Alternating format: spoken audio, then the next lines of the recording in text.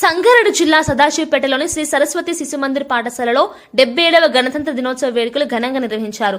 ఈ కార్యక్రమాన్ని జ్యోతి ప్రజ్వలన ప్రార్థనతో ప్రారంభించారు. ఈ వేడుకల్లో పాఠశాల అధ్యక్షులు నిజాంపూర్ అశోక్, కార్యదర్శి తంగడపల్లి లక్ష్మణ్, కమిటీ సభ్యులు, ఉపాధ్యాయులు, విద్యార్థులు, మాతాజీలు పాల్గొన్నారు. ఈ సందర్భంగా విద్యార్థులు భారతమాత, ఝాన్సీరాణి, రుద్రమాదేవి, చాచా నెహ్రూ, భగత్ సింగ్ వంటి మహానాయకుల వేషధారణలతో ఆకట్టుకున్నారు. గందికి రాజు మాట్లాడుతూ 1950 జనవరి 26న భారత రాజ్యాంగం అమల్లోకి వచ్చి దేశం సార్వభౌమ ప్రజాస్వామ్యంగా అవతరించిందని చెప్పారు. రాజ్యాంగం హక్కులతో పాటు కర్తవ్యాలను కూడా బోధిస్తుందని, ఐక్యత, సమానత్వం, న్యాయం దేశానికి పునాదులను వివరించారు.